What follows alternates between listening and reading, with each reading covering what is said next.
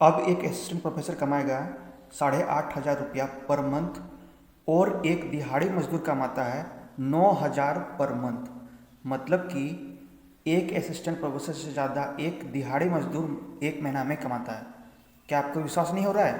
तो चलिए मैं दिखाता हूँ इसका प्रूफ। देखिए, ये झारखंड का एक यूनिवर्सिटी का एक कॉलेज है, घाटशिला कॉलेज, जो कि कोल्हान यूनिवर्सिटी में पढ़ता है। ठीक है, कोल्हान यूनिवर्सिटी में पढ़ता है। तो यहाँ से एक जो एडवर्टाइजमेंट आया वैकेंसी का असिस्टेंट प्रोफेसर के लिए, तो चलिए समझते हैं कि इस वैकेंसी में क्या है।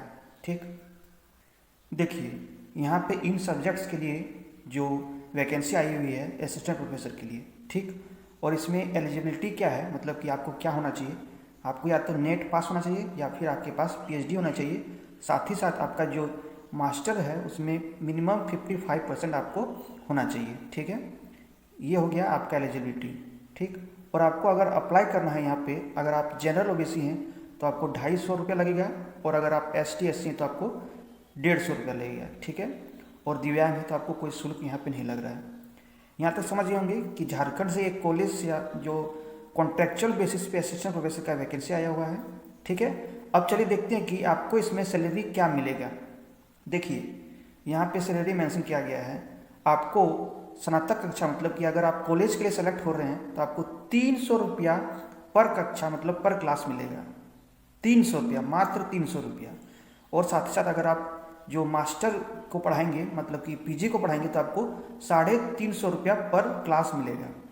और साथ ही साथ यहाँ पे ध्यान दीजिए, यहाँ पे ये भी मेंशन किया गया है कि आपको 8,500 रुपया मंथ से अधिक नहीं मिलेगा।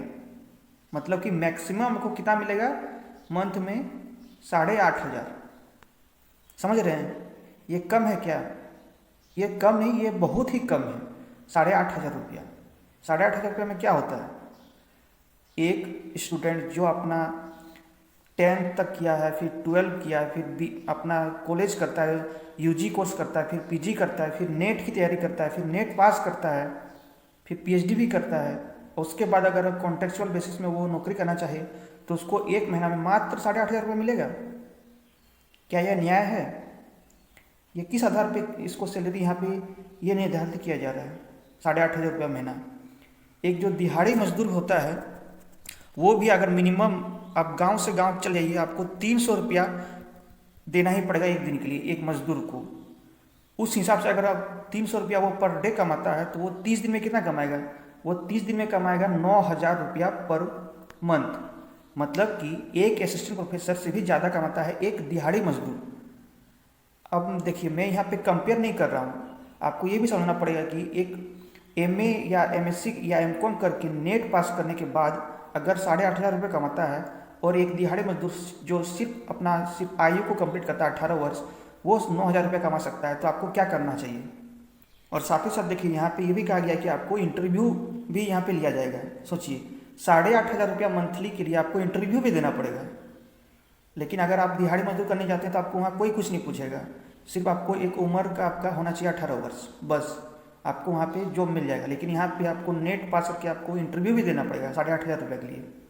देखिए, अब मैं बताता हूँ कि जो आप लोग जब मनरेगा जो जानते होंगे, महात्मा गांधी रोजगार गारंटी जो ये अधिनियम है, उसके अनुसार जो गांव वालों को जॉब की गारंटी दी जाती है। ठीक है, तो वहाँ पे मजदूरों को क्या वेजेस दिया जाता है, चलिए उसको देखते हैं। ये करंट न्यूज़ है 2023 का। ठीक है, तो झारखंड में देखिए जो मनरेगा श्रमिक है, मजदूर हैं, उसको एक दिन में कितना मिलेगा अब 2023 से? देखिए, अब मिलेगा टोटल में 255 रुपये मिलेंगे।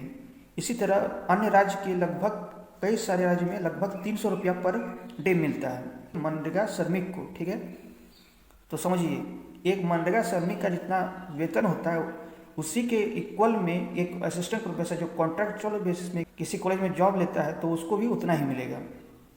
तो समझ लीजिए कि हमारे देश का क्या हाल है। यहाँ पे उच्च शिक्षा का कोई भी महत्व दिया ही नहीं जाता है। बाकी आप अप्लाई करना चाहते हैं, आपका इन विषयों में नेट पास है तो आप लोग अप्लाई कर सकते हैं यहाँ पे झारखंड में। ठीक है, एक कॉलेज है यहाँ पे घाटशिला कॉलेज। आपको क्या करना पड़ेगा, देखिए यहाँ पे आपको DD बनाना पड़ेगा, और ईमेल, इस ईमेल ID पे आपको DD के साथ अपना जितने भी फॉर्म है उसको स्कैन करके आप लोग भेज सकते हैं। ठीक है, बाद में आपको आपका इंटरव्यू लिया जाएगा और आपका सिलेक्शन होगा इसमें, और आपको बहुत ज़्यादा वेतन, आपको 8,500 रुपया मंथली आपको मिलेगा। ठीक, तो मुझे लगता है कि मैं जो समझाना चाहता था इस वीडियो से वो आप तक सही मायने में पहुंचा होगा।